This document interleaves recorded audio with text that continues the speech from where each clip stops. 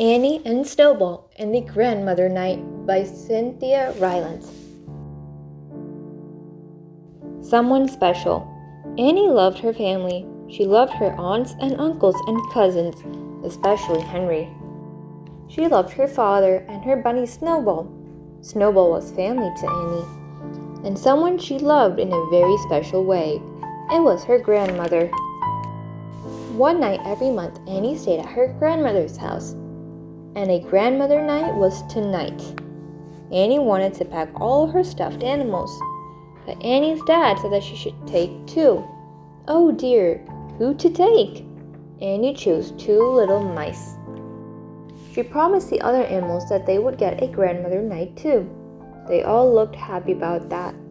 Annie said to Snowball, "I'm glad you aren't stuffed. You always get to go." Grandmother. On the drive to Grandmother's house, Annie read books to her dad. Her dad liked funny books the best, so Annie read joke books to him. They laughed and laughed. Snowball took a long nap. When they finally arrived, Grandmother was standing at her door. She scooped Annie and Snowball into her arms. She was smiling so brightly. She told Annie that her hair looked pretty and that she liked Annie's sparkly shoes. Grandmother told Snowball that Snowball was a very good bunny. She gave Annie's dad a kiss on the cheek, then she brought them into her house. Grandmother had the best house. It was soft and warm, just like her. It had soft chairs. It had pretty lamps. It had a bowl full of peppermints. Even had a budgie. The budgie's name was Marty. Annie loved Marty. She said hello to him and gave a bit of Snowball's apple. Marty bounced and chirped. Like Grandmother, he loved company. Everyone felt so happy. Just girls. Annie's dad had a cup of tea, and then he said goodbye. "You girls have fun," he said as he left. "We will," said Annie and Grandmother. Then they went right to the kitchen. Baking cookies was always at the top of their list. While the cookies baked, they played a game of tic-tac-toe. Annie called it tic-tac-cookie dough. Later, they ate cookies and watched their favorite movie. It was about three lost pets who find their way home. If Snowball ever gets lost, said Annie, Mudge would find her. Mudge was Cousin Henry's big dog that Annie loved. After the movie, Annie and Grandmother said goodnight to Marty.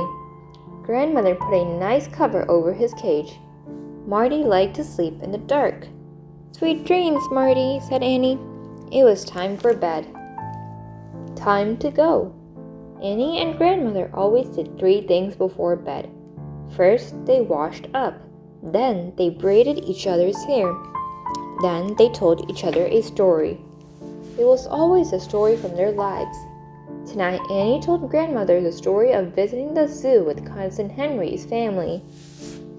Grandmother told Annie the story of learning to ride a horse when she was small. They loved story time. They learned a lot about each other. The stories always gave them good dreams. The next morning, Annie's dad came to take her home. First, they all had blueberry pancakes.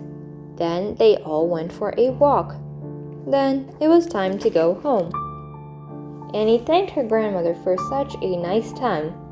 Grandmother hugged her and told Annie she loved her. Then Annie said goodbye to Marty, and Grandmother said goodbye to Snowball. "I can't wait to come back again," said Annie. She got in the car and waved to Grandmother. "How was your night?" asked Annie's dad. Annie smiled. "Just perfect," she said. The end.